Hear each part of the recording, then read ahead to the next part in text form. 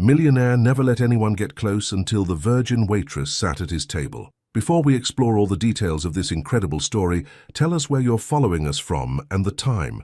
Subscribe to the channel so you don't miss a thing, and let's embark on this journey together. She never thought a Tuesday night could change everything. The crystal chandeliers of Le Bernardin cast warm golden light across the polished marble floors, their glow reflecting off the pristine white tablecloths that covered every table in the restaurant. Serena Walker moved between them with practiced grace, her black uniform crisp despite the long hours, her smile genuine even when her feet ached in the worn flats she couldn't afford to replace. 24 years old, with dark skin that seemed to catch every flicker of candlelight and eyes that held stories she'd never told anyone, Serena had learned to find beauty in the small moments. The way an elderly couple shared dessert, the nervous laugh of a man about to propose, the quiet satisfaction of a perfectly timed service that left customers feeling cared for rather than simply served. Tonight felt different, though she couldn't say why. "Table 12 needs their check," called Marcus from behind the bar, his graying temples catching the light as he polished a wine glass with methodical precision. "And that gentleman in the corner," he nodded toward the far end of the dining room, "he specifically requested you." Serena's brow furrowed slightly. She'd been working at Le Bernardin for 3 years, long enough to know the regulars, the tourists, and the business deals conducted over $40 entrees. But the man sitting alone at table 15 was unfamiliar, and something about him made the air in the room feel heavier. Alexander Pierce sat with his back straight against the burgundy leather banquette, his charcoal suit immaculate despite the late hour. His dark hair was touched with silver at the temples, and his jawline could have been carved from granite. But it was his eyes that made her pause, steel gray and distant, as if he was looking at the world from behind bulletproof glass. Everything about him screamed money and power, the way he held his phone during brief, clipped conversations, the Patek Philippe watch that caught the light when he reached for his water glass. Even the way he sat suggested a man accustomed to commanding rooms full of people who hung on his every word. But there was something else. Something that made Serena approach his table with curiosity rather than the practiced deference she usually reserved for Manhattan's elite. "Good evening," she said, her voice carrying the warmth that had earned her regulars and generous tips. "I'm Serena, and I'll be taking care of you tonight." Alexander looked up from his phone, and for a moment, just a moment, his carefully constructed composure flickered. Her voice was different from what he'd expected, softer, more genuine than the practiced pleasantries he'd grown accustomed to hearing. "The usual table, for one?" she asked, pulling out her notepad with movements that were both efficient and graceful. "How do you know this isn't usual for me?" The question came out more curious than defensive, which surprised them both. Serena tilted her head slightly, a small smile playing at the corners of her mouth. "Because you've been sitting here for 20 minutes, and you've looked at the menu exactly once. Most people who eat alone either read while they wait or check their phones constantly. You're doing neither." It was an observation born of 3 years watching people, of learning to read the subtle languages of loneliness, celebration, nervous first dates, and business negotiations. But something in the way she said it, without judgment, with a kind of gentle understanding, made Alexander set his phone down completely. "You're very perceptive, Miss Serena," she repeated. "And you don't have to call me Miss anything, just Serena." The simplicity of it caught him off guard. In his world, everything came with titles, formalities, careful negotiations of status and power. When was the last time someone had introduced themselves with such unguarded directness? "What would you recommend, Serena?" he found himself asking, though he hadn't planned to engage in conversation at all. She leaned forward slightly, not in the rehearsed way of a server trying to upsell, but with genuine enthusiasm. "The lobster bisque is incredible tonight. Chef Dubois made it himself, and I watched him taste it 3 times to get the cream balance perfect. And if you're not in a rush, the duck confit takes 40 minutes, but it's worth every second of waiting." Alexander watched her face as she spoke, noting how her eyes lit up when she talked about the food, how she spoke about the chef, as if his dedication was something worthy of admiration rather than simply expected. When was the last time someone had spoken to him about anything with such uncomplicated passion? "Then that's what I'll have," he said. "Both. Perfect." She scribbled on her notepad, then looked up with that same warm smile. "And something to drink while you wait. Scotch. Neat. Your best single malt." As she walked away, Alexander found himself watching her move through the dining room. There was something different about her, an ease, a naturalness, that stood out against the restaurant's polished sophistication. She laughed at something Marcus said as she put in the order, the sound genuine and unguarded, and Alexander realized he couldn't remember the last time he'd heard laughter that wasn't calculated or strategic. When she returned with his drink, setting it down with careful precision, he surprised himself by speaking again. "Do you enjoy working here?" The question was more personal than anything he usually asked service staff, but something about her made normal boundaries feel less important.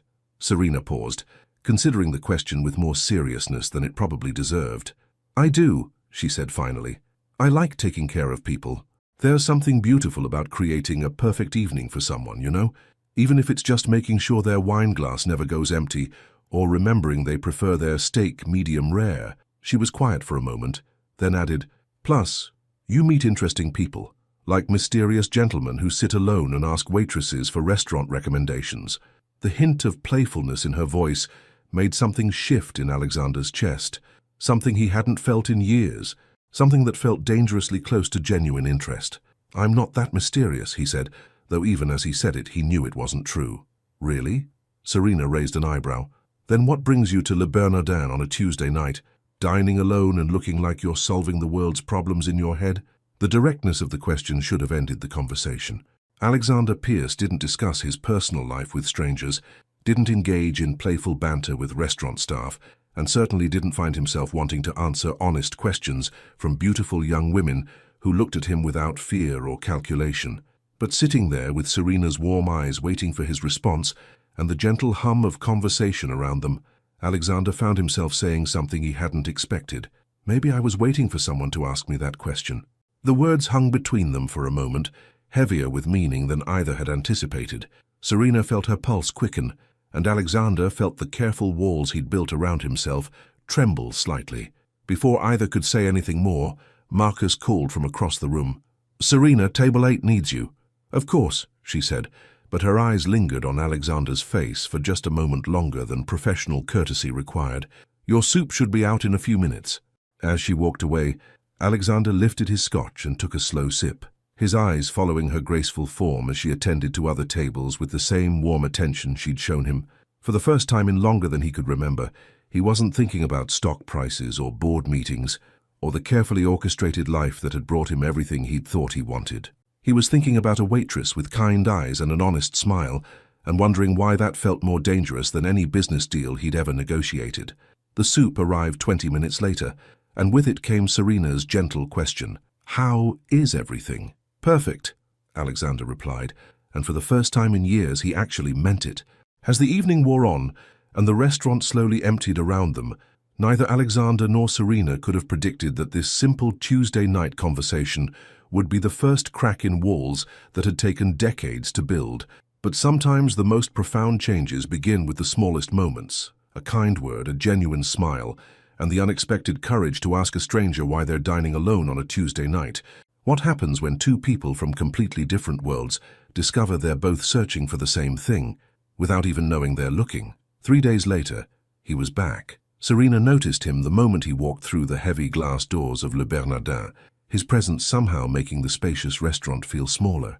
Alexander Pierce moved with the same quiet confidence, the same immaculate posture, but there was something different about him tonight, a subtle tension in his shoulders that hadn't been there on Tuesday. "Table 15 again?" Marcus asked, glancing between them with the knowing look of a man who'd worked in restaurants long enough to recognize the signs. Serena nodded, smoothing her apron and trying to ignore the way her pulse had quickened. She'd thought about him more than she cared to admit over the past 3 days, not just his striking appearance or obvious wealth, but the way he'd listened when she spoke, really listened, as if her words mattered. It had been a long time since anyone had looked at her that way.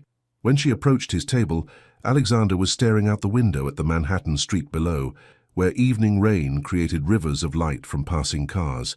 "Good evening," she said, her voice carrying the same warmth as before, though she felt oddly nervous. "Back for the duck confit." He turned to her, and she caught something in his grey eyes, a flicker of relief, as if he'd been worried she wouldn't be working tonight. "Actually," he said, "I was hoping you might have other recommendations." There was weight behind his words, a suggestion that he wasn't just talking about food. Serena felt heat rise in her cheeks and busied herself with her notepad. "Well, the Chilean sea bass is exceptional tonight, and Chef Dubois just created a new appetizer, seared scallops with cauliflower puree and pancetta crisps. You know the menu by heart, Alexander observed. I've been here 3 years, you pick things up. She hesitated, then added, plus, I grew up eating mac and cheese from a box. Working here has been educational. The admission slipped out before she could stop it, and she immediately regretted revealing something so personal. But instead of the polite discomfort she expected, Alexander's expression softened. Where did you grow up? He asked. Harlem, she said, lifting her chin slightly. 125th Street, above my grandmother's beauty shop. She waited for the subtle shift she'd seen in other wealthy customers, the barely perceptible withdrawal, the unconscious categorization that would change how they looked at her. But Alexander's gaze remained steady, interested. Your grandmother's shop? Nannabelle's beautiful hair, Serena said with a small smile. She did everybody's hair on the block for 40 years. Taught me that taking care of people is the most important job you can have. Something passed across Alexander's face, an emotion she couldn't quite read. She sounds like a remarkable woman. She was. The past tense hung between them for a moment. She passed 2 years ago. Left me the shop, but, Serena shrugged, I'm better at this than I am at hair. So you came here. Eventually. Worked my way up from food runner. She realized she was sharing more than she intended, but something about Alexander made conversation feel natural, despite their obvious differences. What about you? Are you from New York? Alexander's fingers tightened almost imperceptibly around his water glass. Connecticut originally, but I've lived in the city for 15 years. The answer was polite but distant, and Serena sensed she'd approached a boundary he wasn't ready to cross. I should probably get your order, she said, stepping back slightly. The scallops sound perfect, and maybe a bottle of wine? He paused. Something you'd recommend. I don't really know wine, she admitted. But Marcus, she nodded toward the bar. He's got a gift for matching people with the right bottle. Then ask Marcus to choose something for both of us. The words stopped her cold. Both of us. Alexander's jaw tightened, as if he was fighting an internal battle. When he spoke, his voice was quieter than before. Would you consider having dinner with me? After your shift? The question hung in the air between them, loaded with possibilities that made Serena's heart race. She looked around the restaurant, at the other servers moving efficiently between tables, at Marcus watching from behind the bar with raised eyebrows, at the life she'd built here over 3 careful years. I don't usually, she started, then stopped. Neither do I, Alexander said, and the admission seemed to surprise him as much as it did her. There was something vulnerable in his voice, a crack in the polished exterior that made her chest tighten. My shift ends at 11, she heard herself saying. I'll wait. The rest of the evening passed in a blur of nervous energy. Serena found herself hyper-aware of Alexander's presence, the way he watched her move through the restaurant, the way other customers seemed to fade into the background when she approached his table. During her break, she ducked into the staff restroom and stared at herself in the mirror. Her reflection looked the same as always, dark skin glowing under the harsh fluorescent lights, hair pulled back in the simple bun required by restaurant policy, the same face that had looked back at her every day for 24 years. But something felt different tonight, something that both thrilled and terrified her. You okay, honey? Asked Delilah, one of the older servers, as she entered the restroom. You look like you've seen a ghost. Just tired, Serena lied. Delilah gave her a knowing look. That handsome man at 15 has been watching you all night. You sure tired is all it is? Serena felt her cheeks burn. It's nothing like that. Delilah reapplied her lipstick with practiced precision. Baby girl, I've been working restaurants for 20 years. I know what nothing looks like, and this ain't it. At 11:15 p.m., after the last customer had left and the chairs had been stacked on the tables, Serena found herself standing outside Le Bernardin in her street clothes, jeans that had seen better days, and a sweater her grandmother had knitted 2 Christmases ago. Alexander waited by a sleek black car, looking impossibly elegant despite the late hour. I wasn't sure you'd come, he said. Honestly, neither was I. They drove through the city in comfortable silence, the lights of Manhattan streaming past the windows. Serena tried not to think about how different their worlds were, tried not to calculate the cost of his watch against her monthly rent. Alexander took her to a small diner in Greenwich Village, the kind of place with red vinyl booths and fluorescent lights that stayed open all night for insomniacs and shift workers.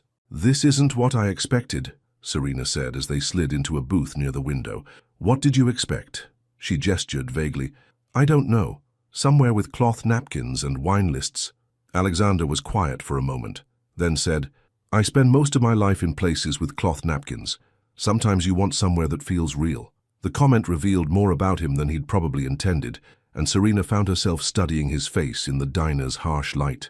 Without the romantic ambiance of Le Bernardin, she could see the lines around his eyes, the weight he carried in his expression.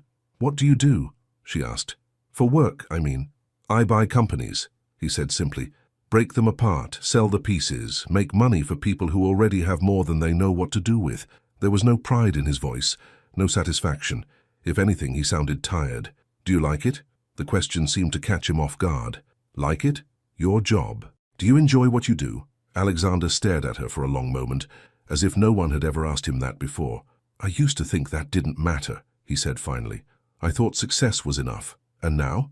Now I'm sitting in a diner at midnight with a woman I barely know, and I can't remember the last time I felt this present.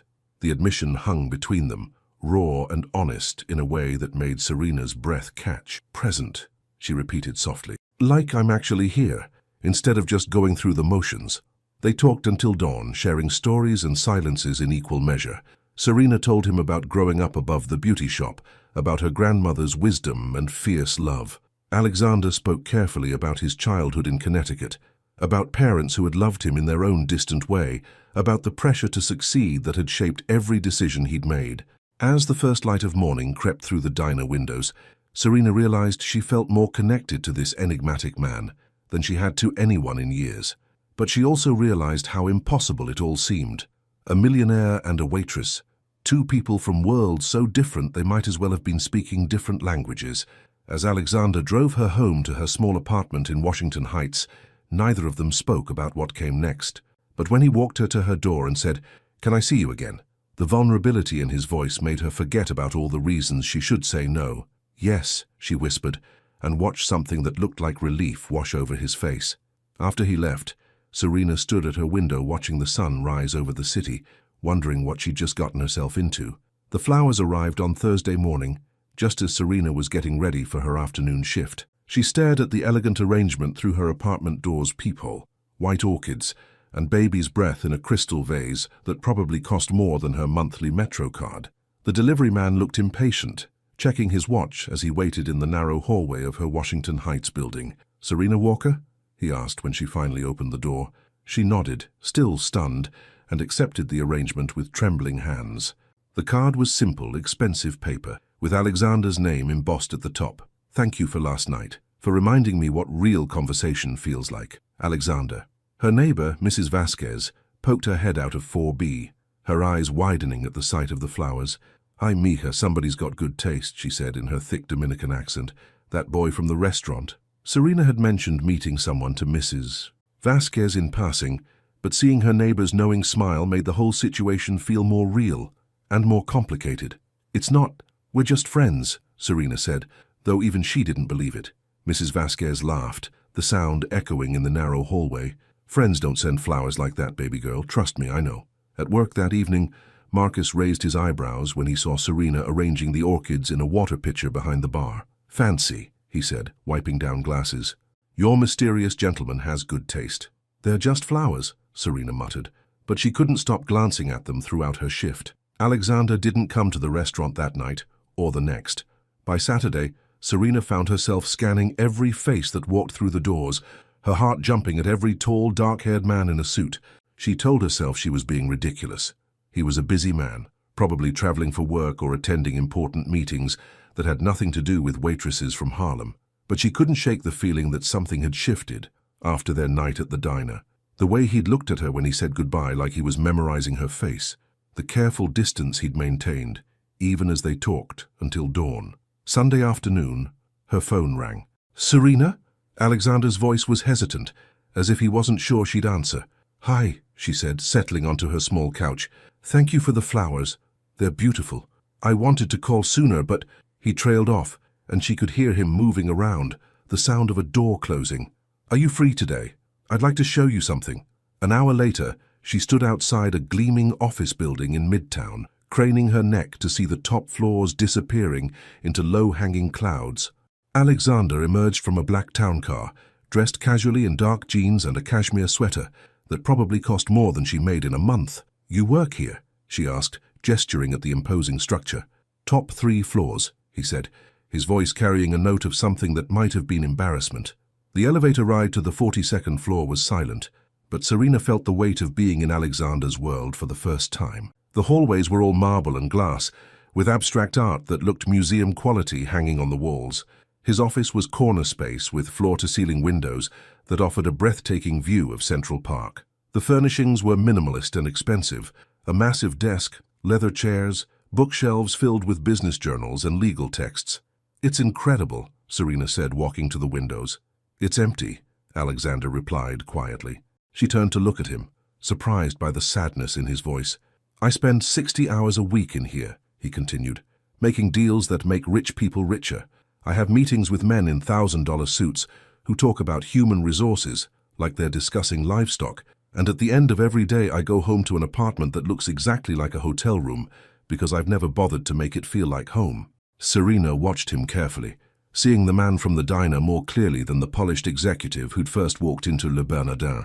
"Why are you showing me this?" she asked. Alexander was quiet for a long moment, staring out at the city below. "Because I want you to understand," he said finally. Before this goes any further, I want you to see what my life actually looks like." "And what does it look like?" "Lonely," he said simply. "Successful and profitable and completely lonely." The admission hung between them, and Serena felt something shift in her chest. She'd imagined his life as glamorous, filled with exciting people and exclusive events. She hadn't considered that wealth might be its own kind of prison. "Is that why you came to the restaurant?" she asked. "Because you were lonely."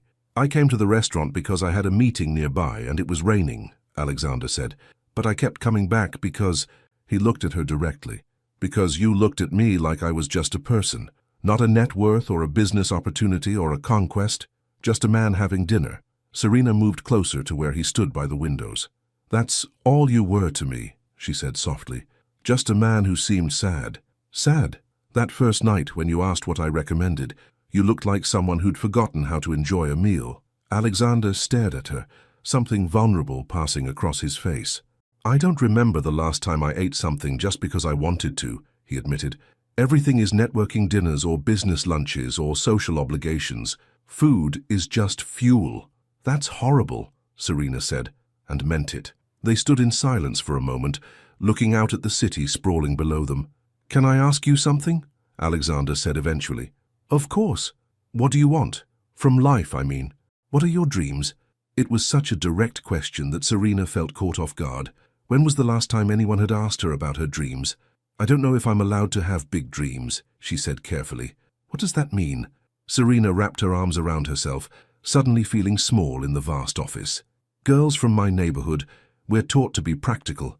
Get a job, pay your bills, take care of your family. Dreaming big is risky. What if you fail? What if people laugh? What if you reach for something and fall short? But if you could have anything," Alexander pressed gently, "if failure wasn't a possibility." Serena thought about her grandmother's beauty shop, about the women who'd come in not just for their hair but for conversation, for community, for someone to listen to their problems and offer gentle advice. "I'd want to take care of people," she said finally, "but bigger than just serving tables. Maybe run a place where people felt safe, fed, heard." She looked at him, expecting to see polite interest. Instead, she saw something that looked like admiration. "You want to nurture the world," he said. "Is that naive? It's beautiful." They talked for another hour, sharing stories and silences in the empty office as the sun set over Manhattan. Alexander told her about the pressure to follow in his father's footsteps, about how success had become a habit he couldn't break, even though it no longer brought him satisfaction. Serena spoke about her grandmother's lessons, about finding dignity in honest work, about the fear that wanting more might mean losing what she already had. When it was time to leave, Alexander walked her to the elevator. "Serena," he said as the doors opened, "there's something else I need to tell you." She turned, seeing something anxious in his expression. "I've never—" He stopped, started again. "I don't know how to do this. Be with someone. Really be with them. Not just— I've spent so many years keeping people at distance. I'm not sure I remember how to let someone in." The honesty in his voice made her heart ache. "Neither do I," she whispered. "Neither do you what? Know how to let someone in. I've been taking care of everyone else for so long. I'm not sure I know how to let someone take care of me." They looked at each other in the elevator doorway, two people who'd built walls for very different reasons, but were equally afraid of tearing them down. "Maybe we could figure it out together," Alexander said quietly. As the elevator doors closed between them, Serena pressed her palm against the cool metal and wondered if two people who'd forgotten how to be vulnerable could really teach each other how to trust again. The ride down to street level felt like falling, but for the first time in years, she wasn't afraid of where she might land. The text message came during the Tuesday lunch rush. "Are you free tonight? I'd like to cook for you." Alexander Serena stared at her phone while balancing 3 plates on her left arm, nearly dropping the salmon entree she was carrying to table 12. Cook for her. The man who'd admitted he couldn't remember the last time he'd enjoyed a meal wanted to cook. She managed to serve the table before ducking into the kitchen to respond. "You cook?" His reply came immediately. "I'm about to learn.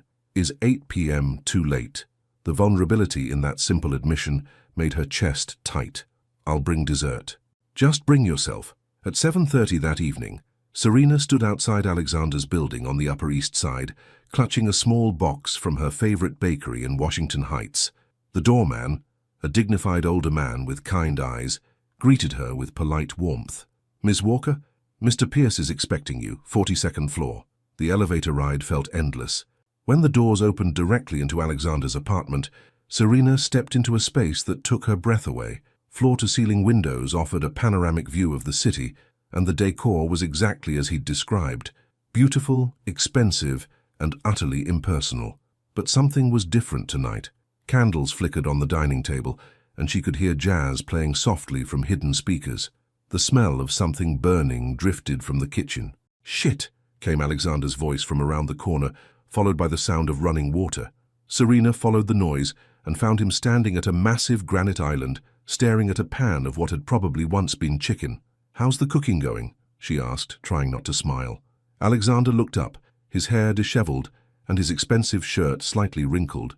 There was flour in his eyebrows. "I may have overestimated my abilities," he admitted. The sight of this composed, powerful man looking utterly defeated by a simple meal made something warm unfurl in Serena's chest. "Move over," she said, setting down her purse and rolling up her sleeves. "You don't have to—" "Alexander," she looked at him directly. "Move over." He stepped aside, and she surveyed the disaster. Burnt chicken, oversalted pasta water, and what appeared to be an entire container of garlic powder spilled across the counter. "Okay," she said, opening his refrigerator and finding it surprisingly well stocked. "We can work with this." For the next hour, they cooked together in the sleek kitchen. Serena taught him how to season properly, how to tell when meat was done without burning it, how to taste and adjust as you went. Alexander proved to be a surprisingly attentive student, asking questions and taking mental notes with the same focus he probably brought to business negotiations. "Where did you learn all this?" he asked as she showed him how to properly sauté vegetables. "Necessity," Serena said simply. "When it's just you and your grandmother, and she's working 12-hour days, you figure out how to make a meal stretch, how to make something from nothing." She was quiet for a moment, then added, "Nannabelle used to say that cooking for someone was the most honest thing you could do. You can't fake caring when you're feeding someone." Alexander watched her hands as she moved around his kitchen with easy confidence, transforming his sterile space into something that felt alive. "Is that what you're doing?" he asked quietly. "Caring for me?" Serena's hands stilled on the wooden spoon she was using to stir the pasta sauce. The question hung between them, loaded with implications neither was sure they were ready to explore. "Yes," she said finally, not looking at him. "I think I am." They ate at his dining table, the city lights twinkling below them like scattered diamonds. The food was simple, pasta with fresh vegetables and perfectly seasoned chicken, but Alexander ate with more genuine pleasure than Serena had ever seen from him. "This is incredible," he said, and she could tell he meant it. "It's just pasta." "No," Alexander said, setting down his fork to look at her directly. "It's not." After dinner, they moved to his living room, settling onto a couch that probably cost more than Serena's annual salary. The space felt different with both of them in it, less like a showroom and more like a home. "Can I ask you something?" Serena said, curled into the corner of the couch with a glass of wine. "Always. When you were a kid, What did you want to be when you grew up? Alexander was quiet for so long that Serena wondered if he was going to answer. A teacher, he said finally. Really? Fourth grade, specifically. I had this teacher, Mrs. Henderson, who made everything feel like an adventure. Math wasn't just numbers. It was solving mysteries. History wasn't just dates. It was stories about real people who'd lived and loved and made mistakes. He smiled slightly at the memory. I wanted to do that for other kids. What happened? Alexander's expression grew distant. My father happened. Pierce men don't become teachers, Serena. We build empires. We accumulate wealth. We make our mark on the world through power and influence, not by wiping runny noses and making bulletin boards. The bitterness in his voice was unmistakable. Do you regret it? She asked gently. Every day. They sat in comfortable silence for a while, watching the city pulse with life below them. What about you? Alexander asked eventually. What did little Serena want to be? A doctor, she said without hesitation. I wanted to fix people, make them better. Why didn't you pursue it? Serena pulled her legs up under her, considering how much truth to share. Money, mostly. Medical school isn't exactly accessible when you're helping your grandmother pay rent and keep food on the table. And then, she shrugged. Life happened. Nana got sick, needed more care. The restaurant job became necessary, and necessary became comfortable, and comfortable became safe. Do you ever think about going back to school? At 24, starting over? Serena shook her head. That ship has sailed. Has it? Something in Alexander's tone made her look at him more carefully. What do you mean? I mean, who says 24 is too late to start over? Who says you can't still become a doctor if that's what you want? Alexander, be realistic. I'm a waitress with a high school diploma and about $300 in savings. Medical school costs. Money is just a problem to be solved, Alexander interrupted. It's not an insurmountable obstacle. Serena stared at him, heat rising in her cheeks. Easy for you to say, she said, standing up abruptly. When you have unlimited resources, everything looks solvable, doesn't it? Alexander rose as well, confused by the sudden shift in her mood. You didn't mean what? That you could just write a check and fix all my problems? That money isn't a real concern for people like me? Serena, that's not what I was saying. Then what were you saying? She turned to face him, arms crossed. Because it sounds like you think the only thing standing between me and my dreams is a lack of imagination. Alexander ran his hands through his hair, clearly frustrated. I was saying that if you wanted to pursue medicine, there might be ways to make it work. Financial aid, scholarships, student loans. You think I haven't considered all that? Serena's voice rose. You think I just gave up without exploring every possible option? No, I researched every program in the tri-state area, Alexander. I looked into night classes and community college prerequisites and work-study programs. But when your grandmother is dying and needs someone to drive her to chemo appointments, and when the beauty shop is the only thing keeping a roof over your heads, dreams become luxuries you can't afford. The room fell silent, except for the distant hum of traffic far below. Alexander stared at her, seeing perhaps for the first time the weight she'd carried, the sacrifices she'd made that he couldn't begin to understand. I'm sorry, he said quietly. You're right. I was being insensitive. Serena felt the fight drain out of her as quickly as it had risen. She sank back onto the couch, suddenly exhausted. No, I'm sorry. I shouldn't have snapped at you. It's just... She looked up at him with tired eyes. Sometimes I forget how different our worlds are. And then something like this happens, and it's like running into a wall I didn't see coming. Alexander sat beside her, careful to maintain some distance. I don't want our worlds to be different, he said softly. But they are. That's the reality we're dealing with. They sat in heavy silence, both acutely aware that they'd stumbled into the fundamental challenge of their unlikely connection. How do you bridge a gap that was built by circumstances neither of you chose? Serena, Alexander said eventually. Yeah? For what it's worth, I think you'd make an extraordinary doctor. She looked at him, seeing the sincerity in his grey eyes, and felt something crack open in her chest. For what it's worth, she said quietly, I think those fourth graders missed out on an extraordinary teacher. As Alexander drove her home through the quiet city streets, both of them were thinking about dreams deferred and the complex dance of two people trying to care for each other across a divide that sometimes felt impossible to cross. But sometimes the most profound connections are forged, not in spite of our differences, but because of our willingness to acknowledge them honestly. 3 weeks passed before Serena saw Alexander again. She told herself she wasn't counting the days, but her heart jumped every time the restaurant door opened during the dinner rush. Marcus noticed her distraction, the way her smile became forced when serving other customers, the way she kept glancing toward table 15, even though it remained empty night after night. "You could call him," Marcus suggested during a quiet Thursday evening, polishing glasses with methodical precision. "I don't have his number," Serena lied. Alexander had given it to her that night at his apartment, before their argument about dreams and money had created a chasm between them. Marcus said, his tone suggesting he knew better than to believe her. The truth was more complicated. Every time Serena picked up her phone to text Alexander, she remembered the look on his face when she'd snapped at him, confusion mixed with hurt, like a man who'd been struck for trying to offer help. She'd replayed that conversation dozens of times, wondering if she'd been too harsh, too proud, too quick to assume the worst of his intentions. But she also remembered the casual way he'd dismissed her financial struggles, as if poverty was simply a problem to be solved, rather than a reality that shaped every decision she'd made for years. Friday night brought an unexpected complication. "Serena!" called Delilah from across the restaurant. "Your gentleman is back." Serena's pulse quickened as she turned toward the entrance, but instead of Alexander's familiar silhouette, she saw a different man entirely. Tall and well-dressed, yes, but younger, with an easy smile and confident posture that felt entirely different from Alexander's careful reserve. He approached her directly, ignoring the hostess station entirely. "Serena Walker?" His voice carried a slight southern accent, warm and charming. "Yes, I'm Jameson Cole. I was hoping we could talk." The name meant nothing to her, but something about his presence put her on edge.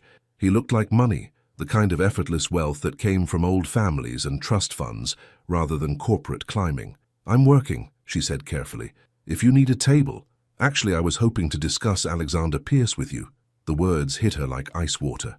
Serena glanced around the restaurant, noting how other diners had begun to take notice of their conversation. "I think there's been some mistake," she said quietly. Jameson's smile widened, but it didn't reach his eyes. "No mistake. Alex is my business partner. We've been friends since college." He paused, letting that information settle.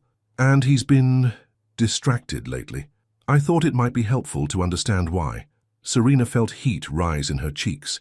The implication was clear. She was the distraction, the problem that needed to be solved. "I don't know what you're talking about," she said, but even she could hear how unconvincing it sounded. "Look," Jameson said, lowering his voice and stepping closer. "You seem like a nice girl, but Alex is going through something right now. Call it a midlife crisis, existential, whatever. He's not thinking clearly. And you are? I'm thinking about what's best for him. And what's best for him is getting back to reality before he does something he'll regret." The condescension in his voice made Serena's jaw clench. "Like what? Like throwing away everything he's worked for over some fantasy about this?" Jameson gestured vaguely between them. "Whatever this is." Before Serena could respond, she heard a familiar voice from across the restaurant. "Jameson." Alexander stood near the entrance, his expression thunderous. Even from a distance, Serena could see the tension in his shoulders, the barely controlled anger in his posture. Jameson turned with that same easy smile. "Alex, perfect timing. I was just getting acquainted with Ms. Walker." Alexander crossed the restaurant in quick strides, his eyes never leaving Jameson's face. "What are you doing here?" "Concerned friend, checking up on you. You missed the Morrison meeting yesterday, didn't return my calls. Figured I'd track down what's been keeping you so occupied." The way he said the word made it sound dirty, and Serena saw Alexander's hands clench into fists. "This is neither the time nor the place," Alexander said, his voice dangerously quiet. "Isn't it? Seems like the perfect place to discuss how you've been prioritizing your social life over your professional obligations." "Gentlemen," Marcus appeared at Serena's shoulder, his bartender's instincts detecting trouble before it could escalate. Perhaps this conversation would be better continued elsewhere. Jameson looked around the restaurant, seeming to notice for the first time that other diners were watching the scene unfold. "You're right," he said smoothly. "Alex, why don't you take your friend here and we can discuss this privately?" "She has a name," Alexander said. "Of course she does." Jameson's smile was sharp now. "Serena, isn't it? Such a lovely name. Tell me, Serena, what exactly do you want from Alex?" The question hung in the air like a challenge. Serena felt every eye in the restaurant on her, felt the weight of judgment from people who saw only a waitress and a wealthy man and drew their own conclusions. "I want nothing from him," she said quietly but with steel in her voice. "Really? Nothing at all?" How unusual. Alexander stepped between them. Enough. I'm just asking reasonable questions, Alex. After all, what could a woman in her position possibly offer someone in yours, unless— He trailed off meaningfully.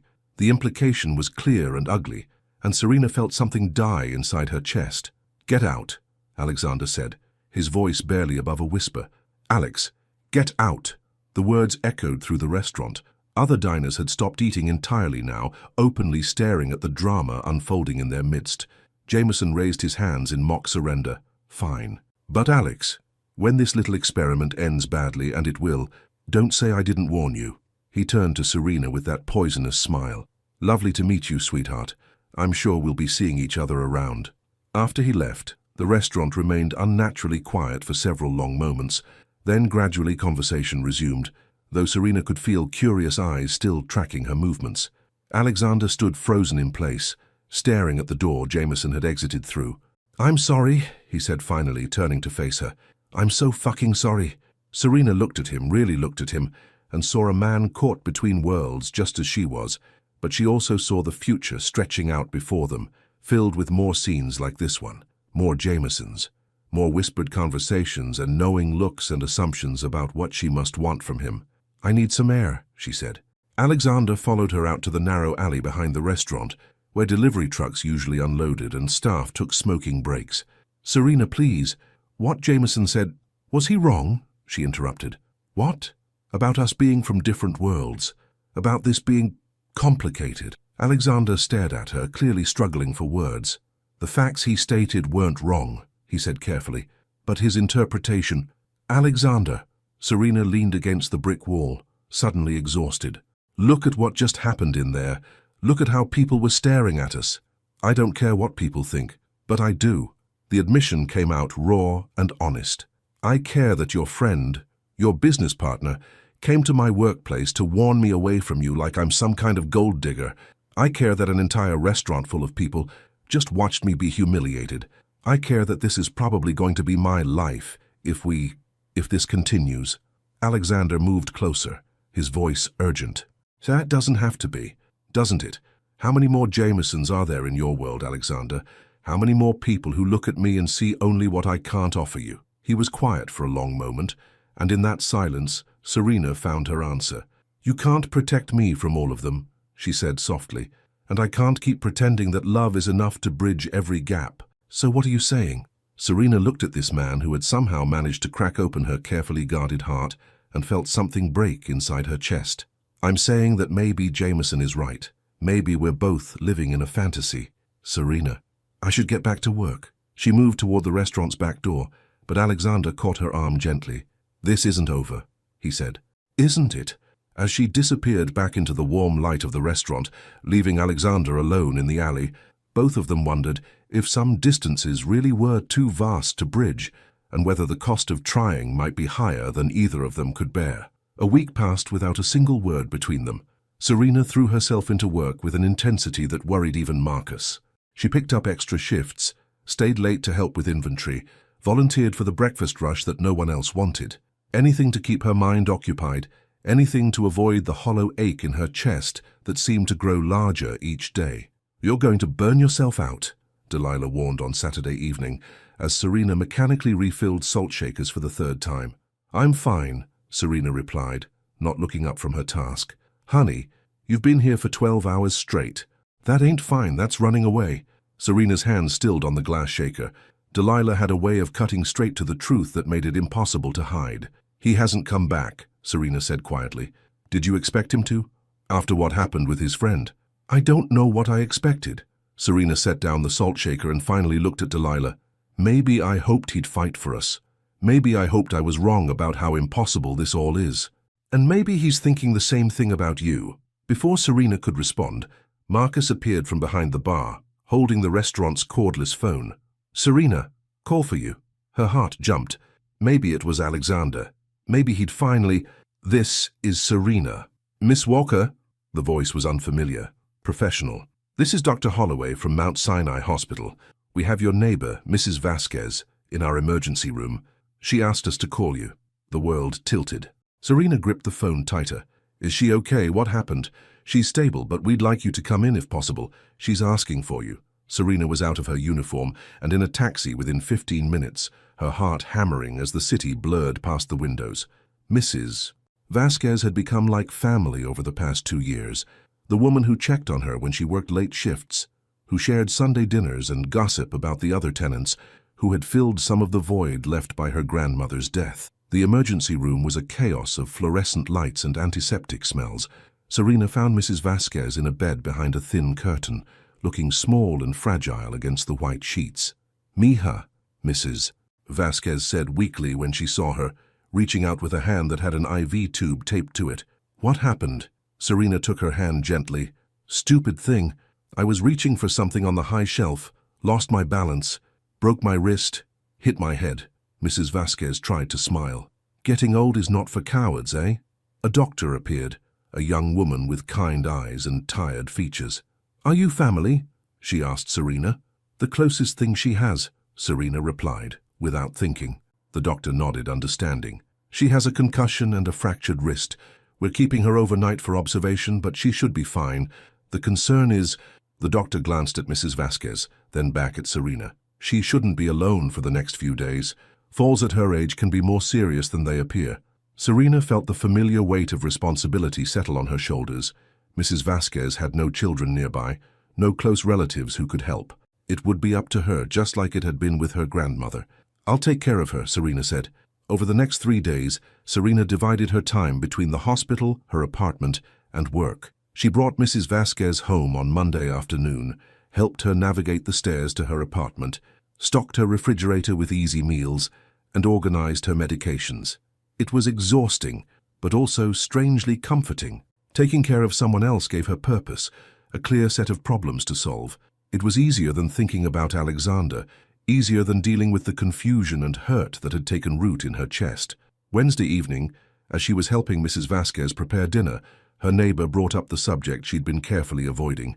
"You haven't talked about your man," Mrs. Vasquez said, slowly stirring soup with her good hand. "He's not my man," Serena replied automatically. "What happened?"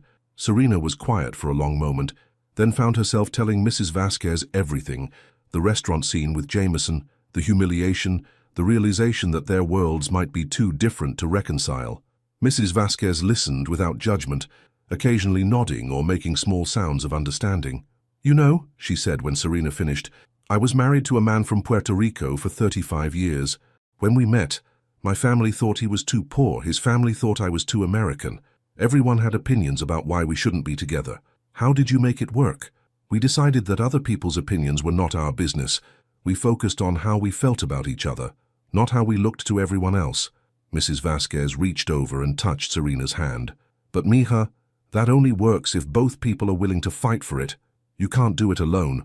That evening, as Serena walked home through the quiet streets of Washington Heights, she found herself thinking about fighting, about what it meant to fight for someone, and whether walking away could sometimes be its own form of protection. Her phone buzzed as she climbed the stairs to her apartment. For a wild moment she thought it might be Alexander, but the message was from an unknown number. "Miss Walker, this is Dr. Patricia Manning from the pre-med program at Columbia. I got your information from Alexander Pierce, who spoke very highly of you. Would you be interested in discussing some opportunities? I'll be at Cafe Luna tomorrow at 2 p.m. if you'd like to meet."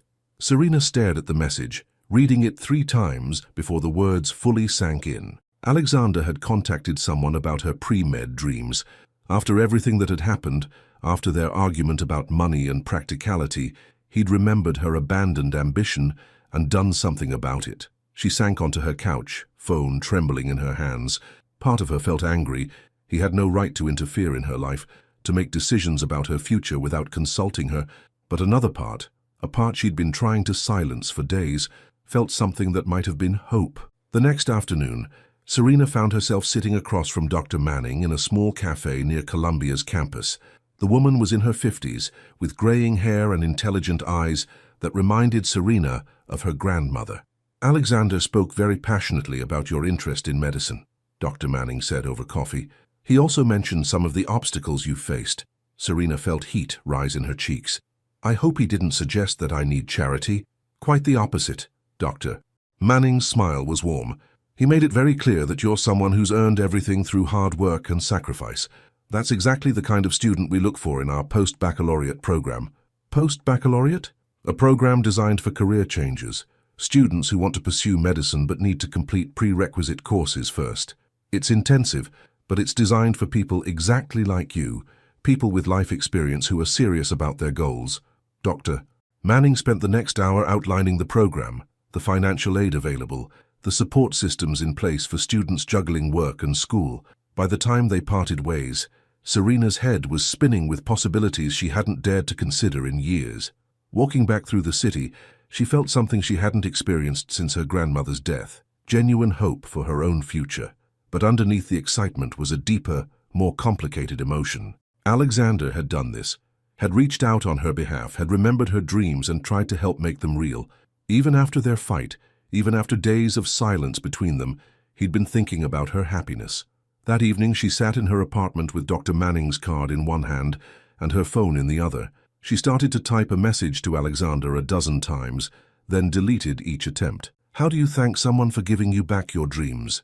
How do you acknowledge a gesture so profound while still protecting your heart from further disappointment?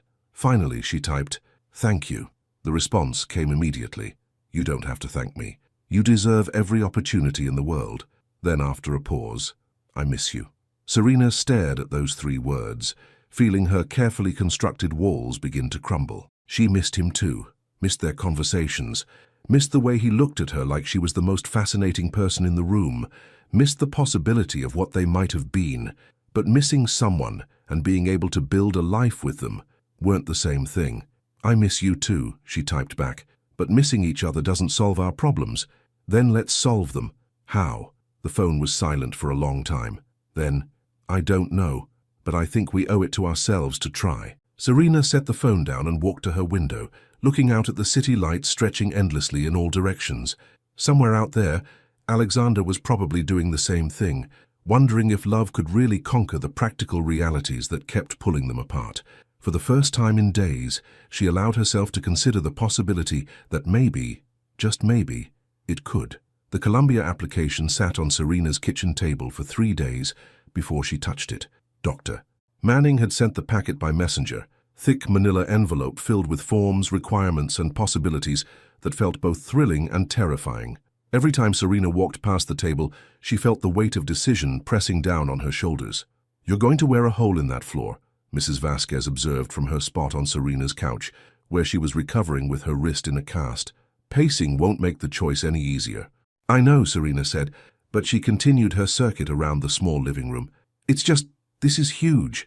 If I do this, everything changes. And if you don't?" Serena stopped pacing. "If I don't, everything stays the same. And is same what you want?" Before Serena could answer, her phone rang. Alexander's name appeared on the screen, and her heart did that familiar skip it always did when she saw it. "Hi," she said, stepping onto her small balcony for privacy. "Hi." His voice sounded tired, uncertain. "How are you? How's Mrs. Vasquez?" "She's doing better. Stubborn as ever, but healing." Serena leaned against the railing, looking out over Washington Heights. "Alexander, about Columbia." "You don't have to decide anything right now," he said quickly. "I just wanted you to have options, no pressure, no expectations." "But there are expectations, aren't there? If I take this step, if I change my whole life, where does that leave us?" Alexander was quiet for so long that Serena wondered if the call had dropped. "I don't know," he said finally. "I've been thinking about that for days. And I keep coming back to the same conclusion. I care more about your happiness than I do about what's convenient for me." The simple honesty of it made Serena's chest tight. "What if my happiness doesn't include you?" she asked quietly. "Then I'll find a way to live with that." "Alexander, Serena, can I see you tonight? There's something I need to show you." 2 hours later, she met him outside a modest brownstone in Brooklyn Heights. The building was older than his Manhattan high-rise, with character lines in the brick and flowers in window boxes. "What is this place?" she asked as Alexander led her up the front steps. "My grandmother's house," he said, pulling out a key. "She left it to me when she died 5 years ago. I've been afraid to do anything with it." The door opened into a space that felt like stepping back in time. Hardwood floors, worn smooth by decades of footsteps, built-in bookshelves stuffed with well-loved novels, A kitchen with vintage tile and windows that looked out onto a small garden.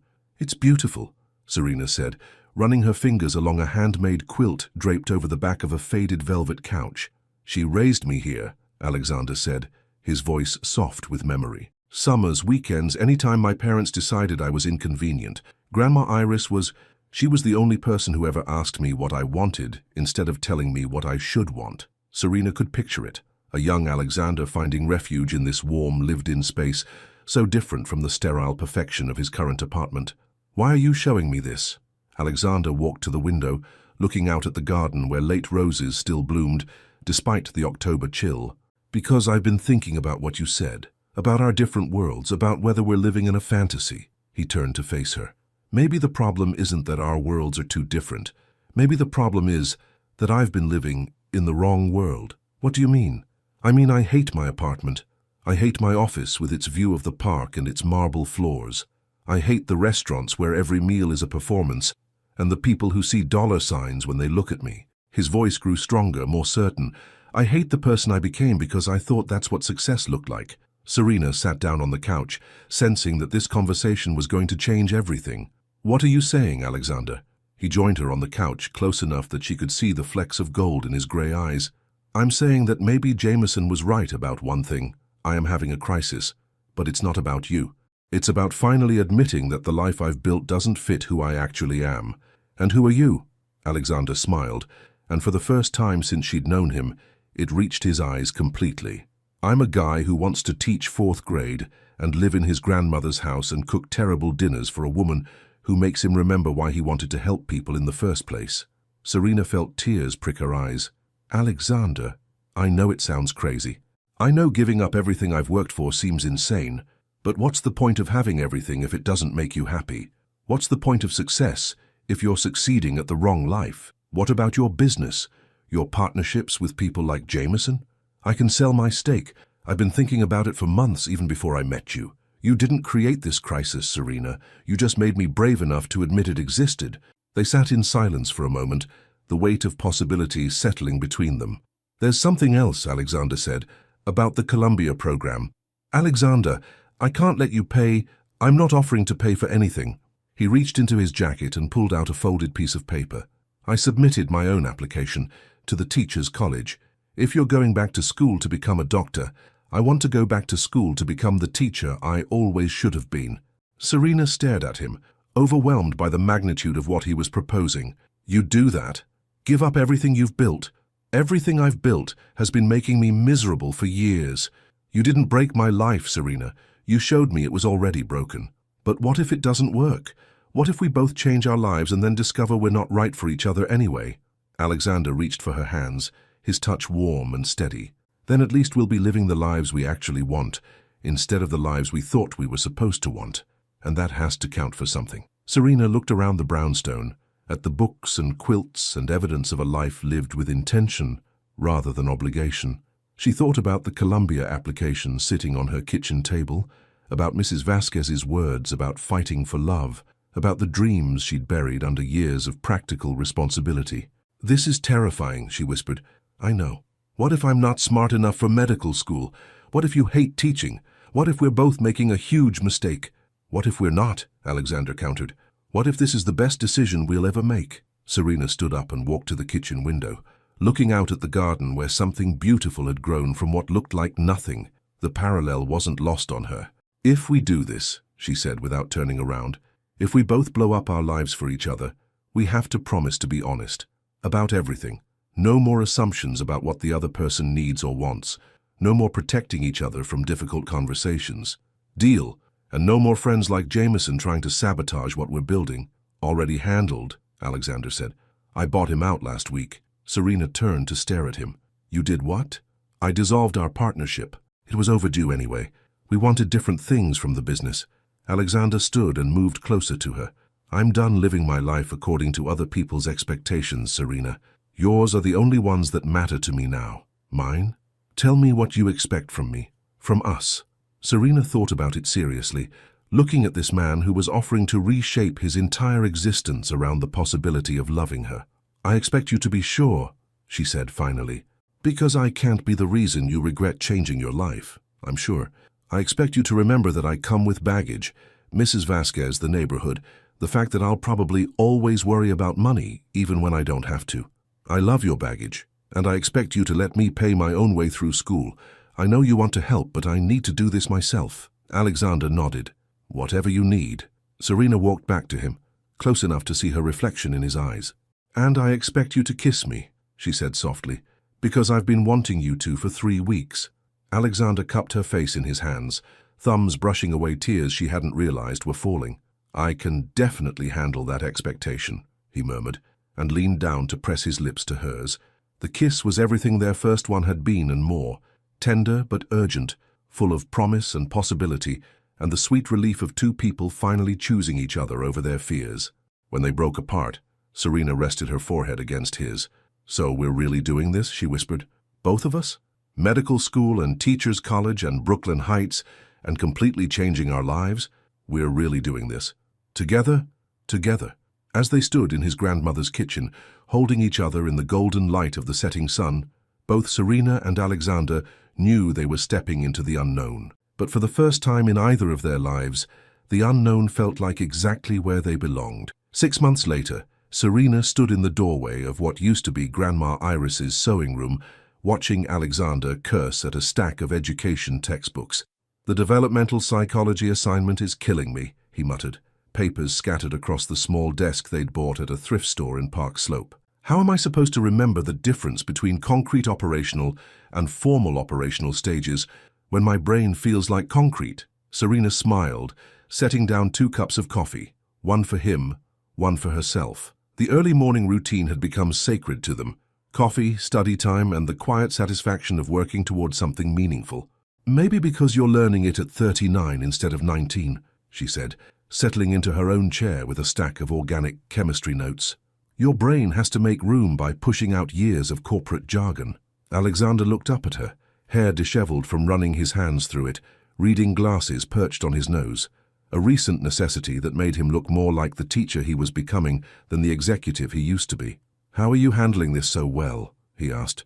"You're taking harder classes than I am, working part-time at the restaurant, and you still look like you're enjoying yourself." The truth was, Serena had never been happier.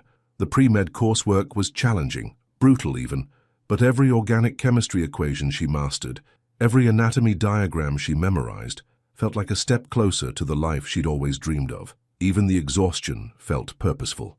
"I'm 24, she said with a grin, "and I've been waiting my whole life to use my brain like this." They'd moved into the Brooklyn Heights brownstone in January, after Alexander had sold his Manhattan apartment, and Serena had given notice at Le Bernardin. The transition hadn't been seamless. There had been moments of culture shock as they learned to live together, to merge their different habits and expectations.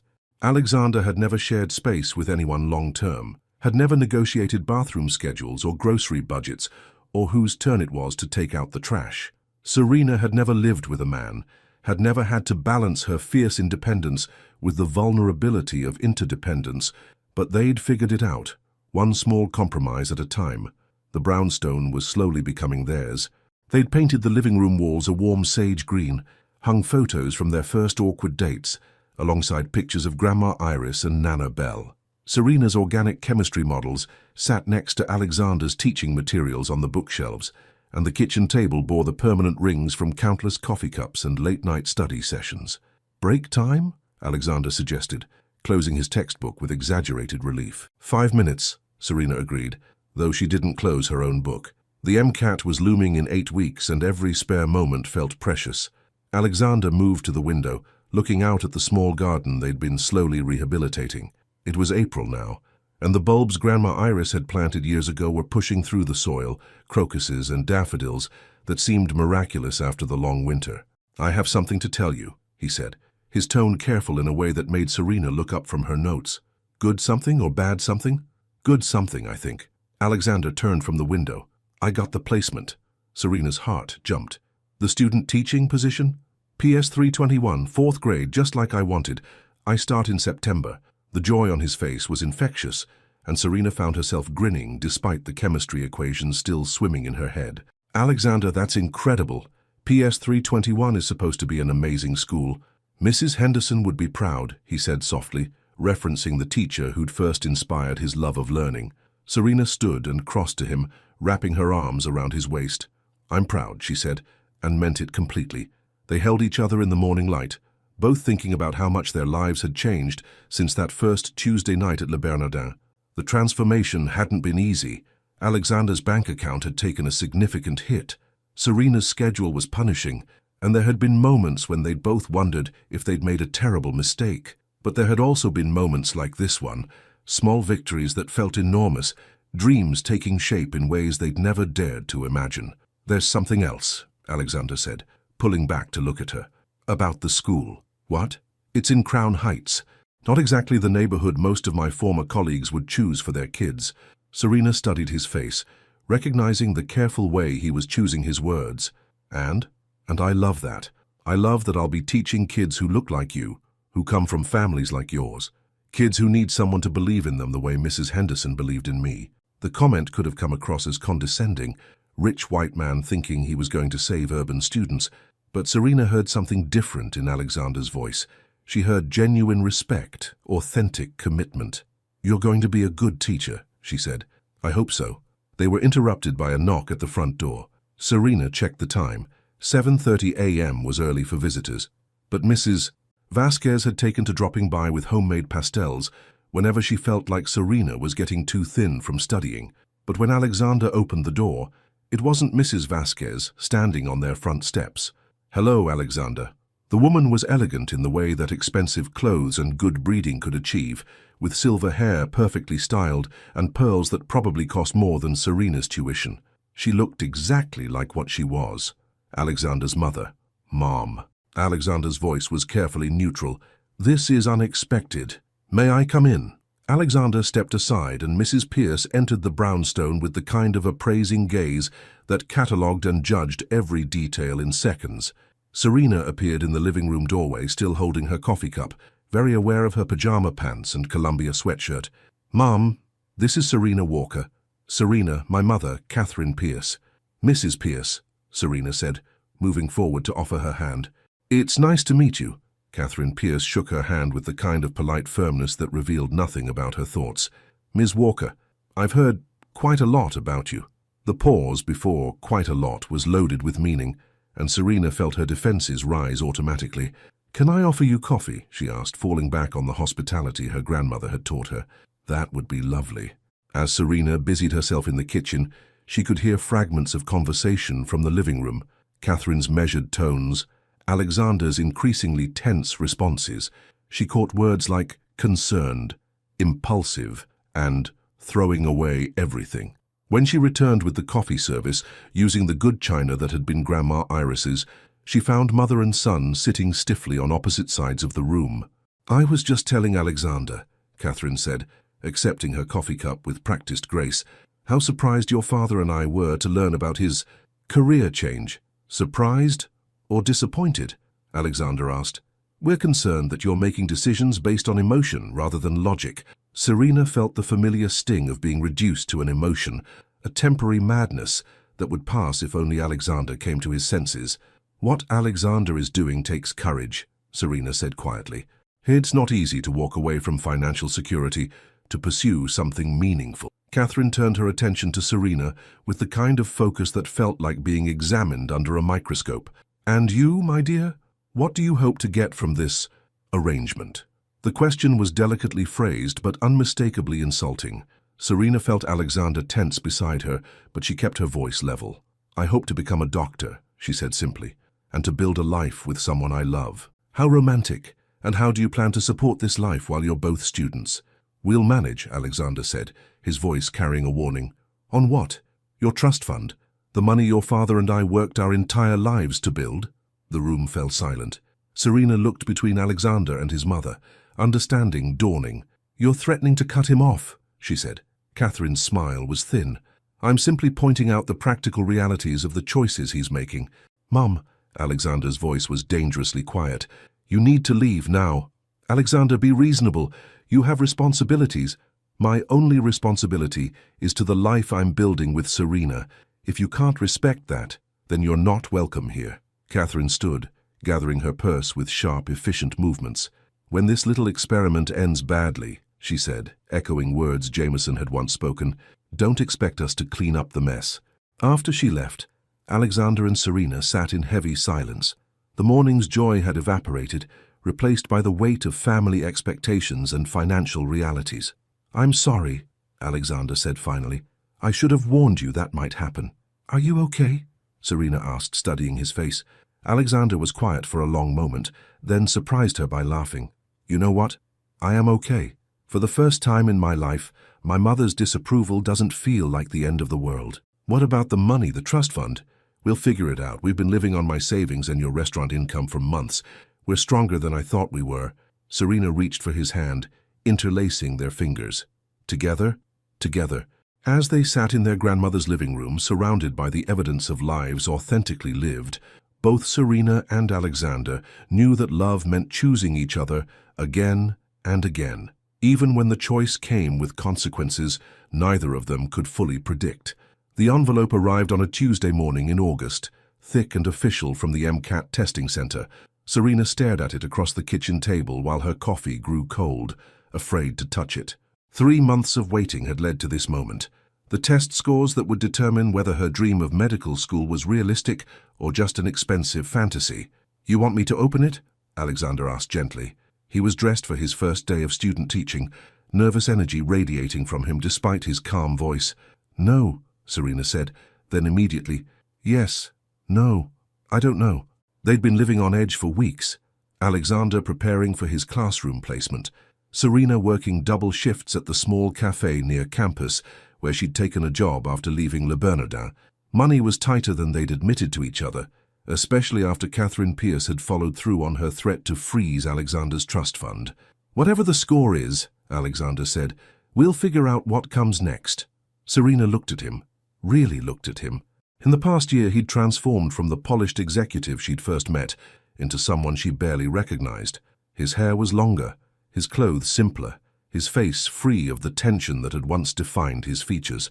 He looked younger, happier, more himself. But she also saw the worry lines around his eyes, the weight he carried, knowing that their financial security depended increasingly on her potential medical school admission and the earning power that would eventually follow. "What if it's not good enough?" she whispered.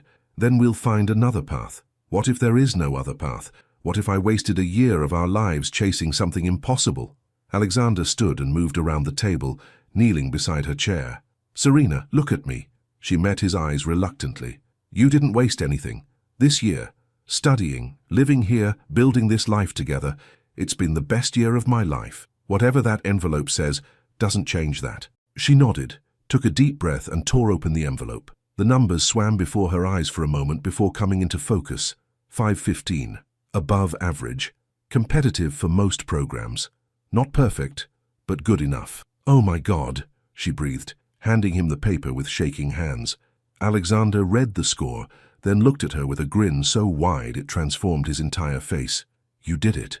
Serena, you actually did it." "I did it," she repeated, the reality still sinking in. Then louder, with growing excitement, "I did it."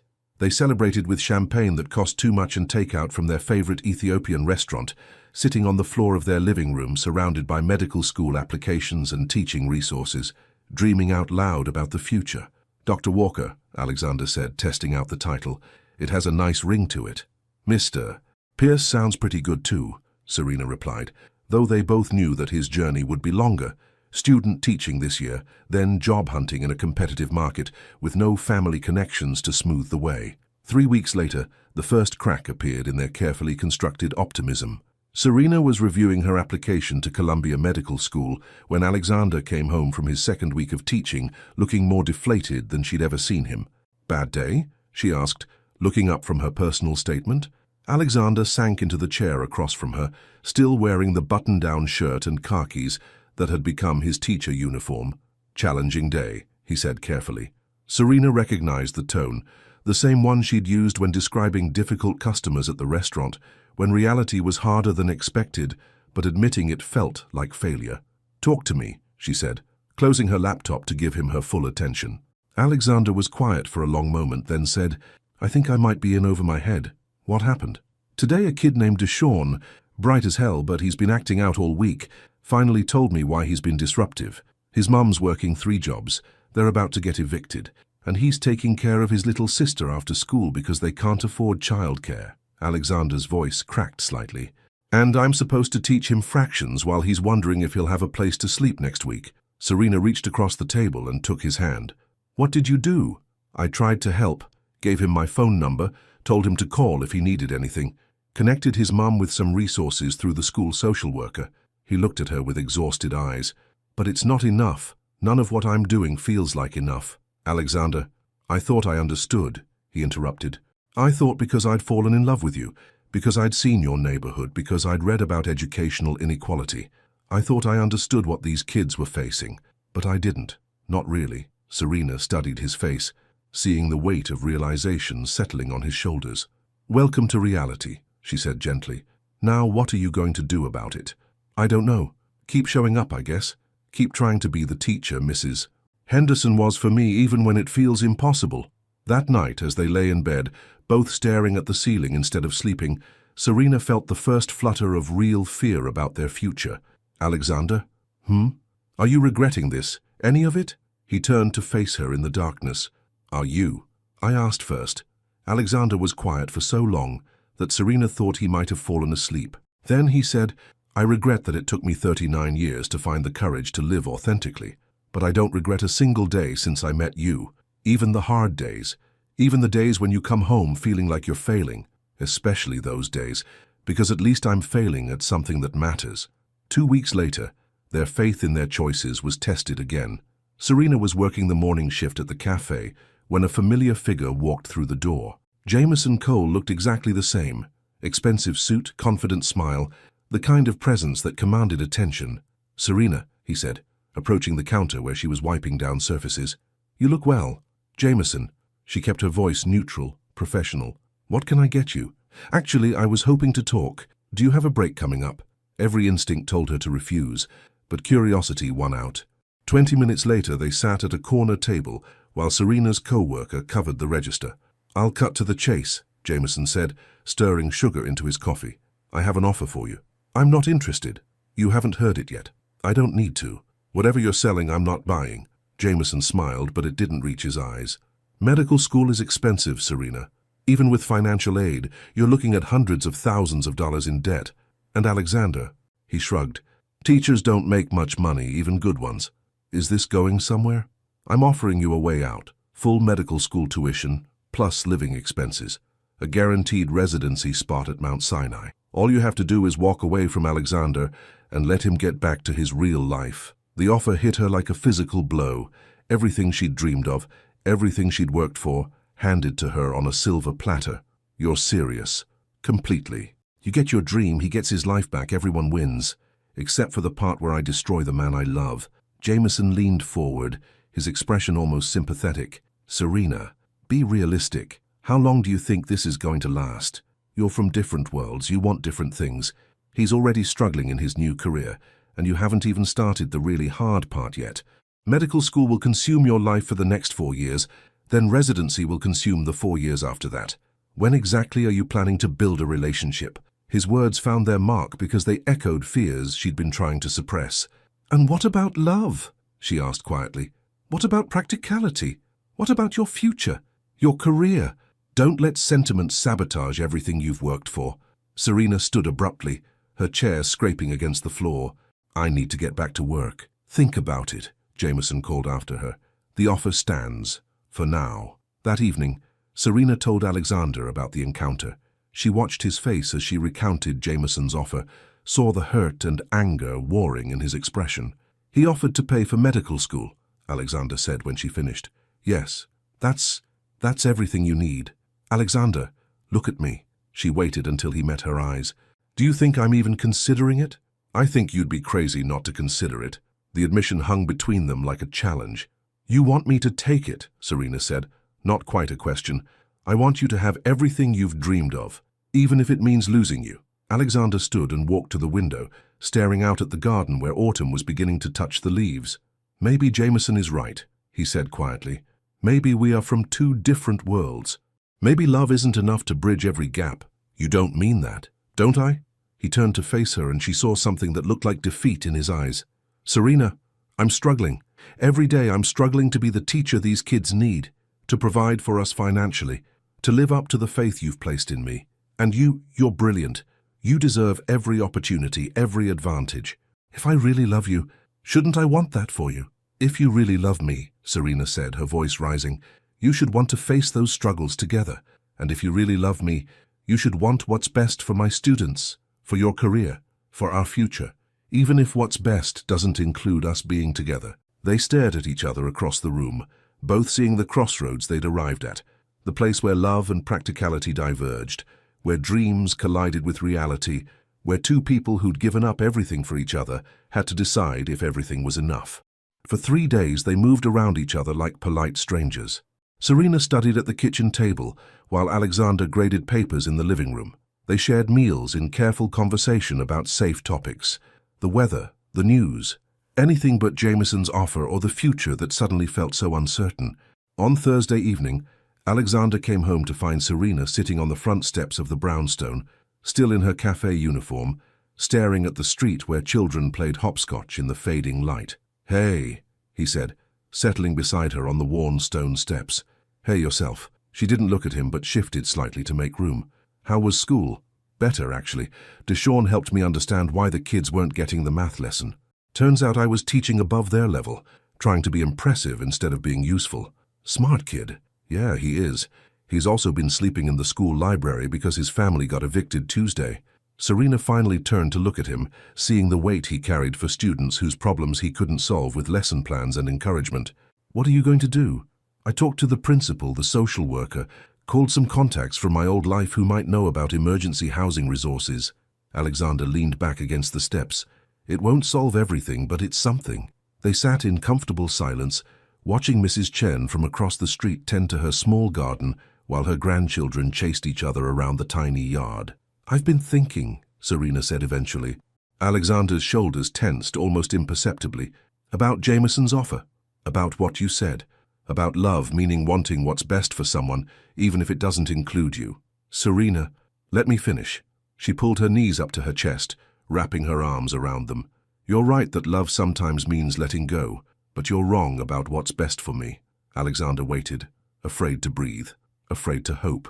"Jameson's offer is everything I thought I wanted," she continued. "Financial security, guaranteed opportunities, a clear path to success. But you know what it doesn't include." "What?" "Purpose, connection, the reason I wanted to become a doctor in the first place." Serena stood and faced him, her voice growing stronger. "I didn't fall in love with medicine because I wanted status or money. I fell in love with it because I wanted to take care of people. And I didn't fall in love with you because you could make my life easier. I fell in love with you because you made me want to be braver." Alexander rose slowly, searching her face. "What are you saying?" "I'm saying that accepting Jameson's offer wouldn't give me everything I want. It would cost me everything I care about.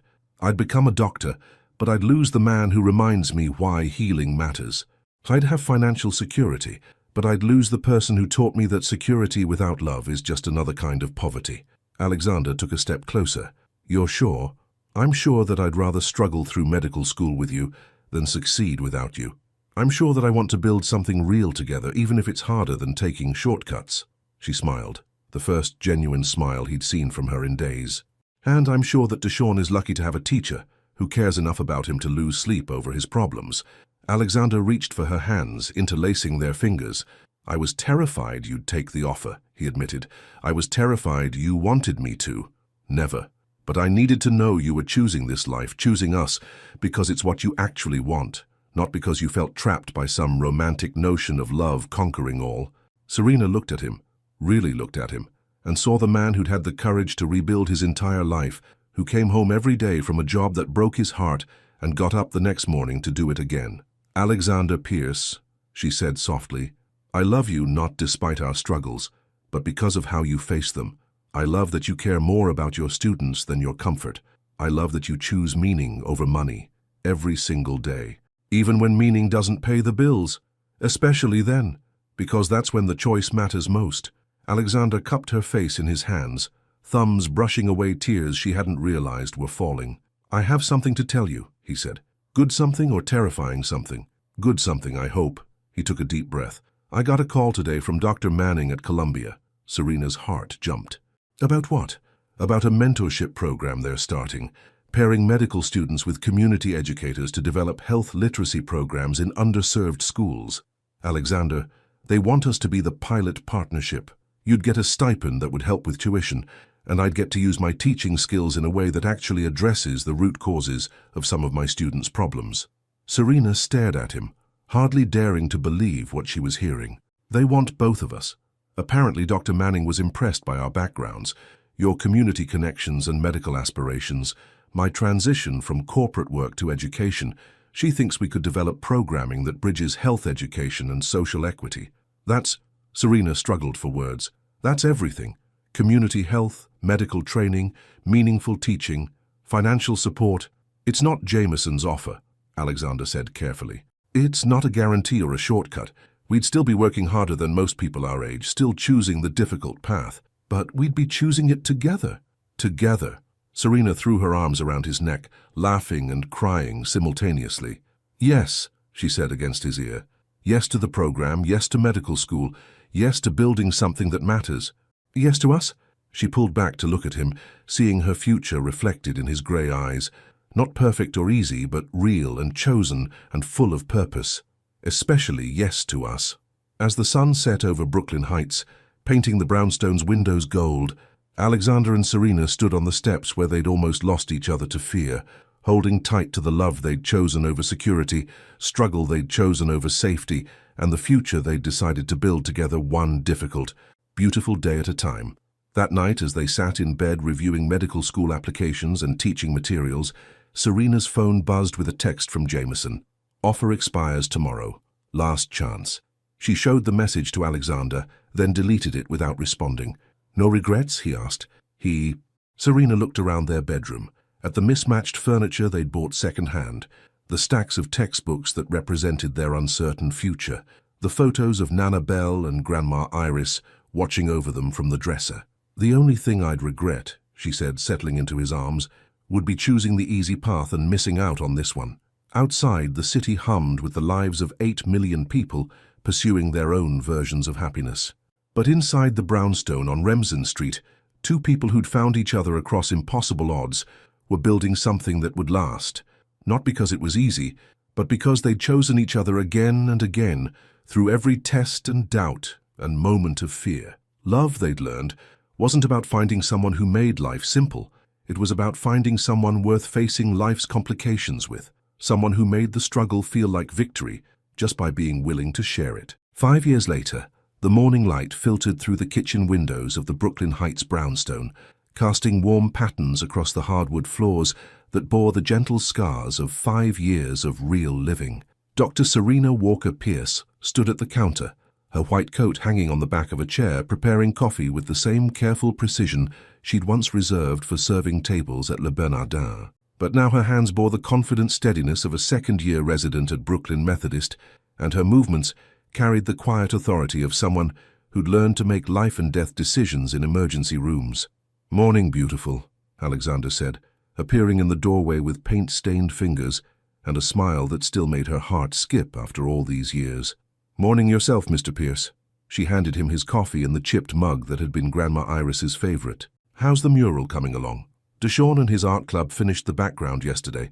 Today we're adding the community health messages you helped design. Alexander's eyes lit up as he talked about the project, a collaboration between his 5th grade class and the health literacy program he and Serena had developed through Columbia. At 29, Serena had laugh lines around her eyes and calluses on her hands from long hospital shifts, but she carried herself with the confidence of someone who'd earned every opportunity she'd been given. Medical school had been brutal, sleepless nights, impossible exams, the constant pressure of proving herself in a field that didn't always welcome young black women from working-class backgrounds. But she'd graduated 3rd in her class, and her residency supervisor had told her just last week that she had the best diagnostic instincts he'd seen in 15 years. Alexander, now 44, had silver threading through his dark hair and the kind of calm presence that made children trust him instinctively. He'd become exactly the teacher Mrs. Henderson had been for him, the one who saw potential where others saw problems, who stayed after school to help kids with homework and life skills in equal measure. "I have news," Serena said, settling into the chair across from him at the small table they'd refinished together 3 summers ago. "Good news, or we need to sit down news?" "Depends on your perspective." She pulled an envelope from her white coat pocket. "I got matched." Alexander set down his coffee cup, his expression shifting to the intense focus she'd learned to recognize when something truly important was happening. "Matched where?" "Pediatrics residency, Kings County Hospital." The silence stretched between them for a moment, filled with the weight of what this meant. 3 more years of brutal hours, but also the specialization Serena had dreamed of since her first clinical rotation with children. "Brooklyn?" Alexander asked. "Brooklyn. 20 minutes from here on a good day." Alexander's face broke into the kind of grin that transformed his entire appearance. "Serena, that's incredible. Kings County has one of the best pediatrics programs in the city." "I know." She reached across the table for his hand. "And it means I won't have to move to Manhattan or Philadelphia or Cleveland. It means we can stay here, keep building what we've started." The health literacy program they'd developed had expanded beyond their wildest expectations. What had started as a small pilot project between Columbia and Alexander's school now operated in 15 schools across Brooklyn and Queens, teaching children about nutrition, mental health, and preventive care, while training teachers to recognize and address health-related barriers to learning. Serena had published 2 papers on the program's outcomes, and Alexander had been invited to speak at education conferences about integrating social services with classroom instruction. They'd built something that mattered, not just for their own careers, but for the communities they served. "There's something else," Serena said, her voice carrying a note of nervous excitement. Alexander raised an eyebrow. "More news?" Instead of answering, she stood and walked to the kitchen drawer where they kept important documents. She pulled out a small velvet box and returned to the table, setting it down between them. "Serena," Alexander said, his voice soft with surprise. "5 years ago you asked me what I expected from you, from us, and I told you I expected honesty and independence, and for you to let me pay my own way." She opened the box, revealing a simple platinum band. "Well, I've been saving up." Alexander stared at the ring, then at her, his grey eyes bright with unshed tears. "Are you proposing to me?" "I'm asking if you want to make this official, legal, the whole partnership thing, but with better tax benefits." Alexander laughed, the kind of deep, joyful sound that had become the soundtrack to their shared life. That might be the least romantic proposal in history. "I'm a resident. Romance is a luxury I can't afford right now." Serena grinned. "But love I can afford. Love I've been investing in for 5 years, and the returns have been pretty spectacular." Alexander reached across the table and took the ring from the box, examining it in the morning light. "It's perfect," he said. "Simple, strong, built to last. Like us. Like us." He slid the ring onto his finger, a perfect fit, because Serena had borrowed one of his rings months ago to get the size exactly right. "So is that a yes?" she asked. Instead of answering with words, Alexander stood and pulled her into his arms, kissing her with the same passion and tenderness that had marked every major moment of their relationship. "Yes to everything," he said against her lips. "Yes to marriage, yes to Kings County, yes to whatever comes next. Even if what comes next includes even less sleep and more takeout dinners." Especially then. Later that morning, as Serena prepared for her shift at the hospital and Alexander gathered supplies for his school day, they moved around each other in the kitchen with the easy choreography of 2 people who'd learned to build a life in the spaces between demanding careers. "Oh," Alexander said, pausing at the door, "I almost forgot. Mrs. Vasquez called yesterday. She wants to know if we're free for Sunday dinner next week." "Tell her yes, but I might be late if I'm on call. I'll tell her maybe, and she'll make enough food for 12 people just in case." Serena laughed. "Some things never change. The good things don't." After Alexander left for school, Serena stood at the kitchen window, looking out at the small garden where they'd planted tomatoes and herbs, where children from the neighborhood sometimes came to help with weeding in exchange for stories about what it was like to be a doctor. 5 years ago, she'd been a waitress with impossible dreams and a careful heart. Now she was Dr. Walker Pierce, engaged to the man who'd believed in her dreams before she'd dared to believe in them herself, building a career that let her take care of people on the largest possible scale. The journey hadn't been easy. There had been moments of doubt, financial stress, nights when they'd both wondered if they'd bitten off more than they could chew. but they'd faced each challenge the same way they'd faced that first difficult conversation at Le Bernardin, with honesty, humor, and the stubborn determination to build something real together. Her phone buzzed with a text from Alexander. Forgot to mention, Deshawn got into Brooklyn Tech, full scholarship. Says he wants to study medicine because of you. Serena smiled, tucking the phone into her coat pocket as she headed for the subway. Some victories were measured in test scores and residency matches, and rings that fit perfectly. Others were measured in 13-year-old boys who'd once slept in school libraries and now believed they could become doctors. All of them mattered. All of them were part of the life she and Alexander had chosen, not despite its complications, but because of the meaning they'd found in facing those complications together. As the train carried her toward another day of saving lives and learning to be the doctor she'd always dreamed of becoming, Serena thought about the woman she'd been 5 years ago, afraid to want too much, afraid to believe she deserved more than she had. That woman would be amazed by this life, not because it was perfect, but because it was chosen. Every difficult day, every small victory, every moment of building something meaningful with someone who loved her enough to grow alongside her. The train emerged from the tunnel into morning sunlight, and through the window, Serena caught a glimpse of the city spreading out in all directions. Millions of people pursuing their own versions of happiness, their own ways of building lives that mattered.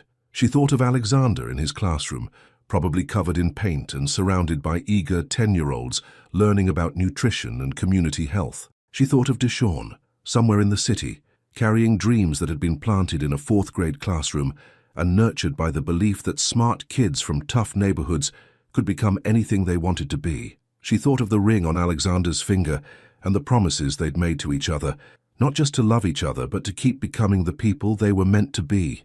And as the train carried her toward another day of work that mattered, surrounded by the city that had shaped them both, Dr. Serena Walker-Pierce smiled and prepared to save some lives. Sometimes the greatest love stories aren't about finding someone who completes you, they're about finding someone who inspires you to complete yourself. What dreams are you brave enough to chase, and who would you want beside you as you chase them? Your participation in the channel is very important. Please leave your opinion in the comments. Thank you so much for watching until the end. If you enjoyed this story, don't forget to subscribe to the channel, leave a like, and comment your thoughts. Your participation is very important to us. See you next time.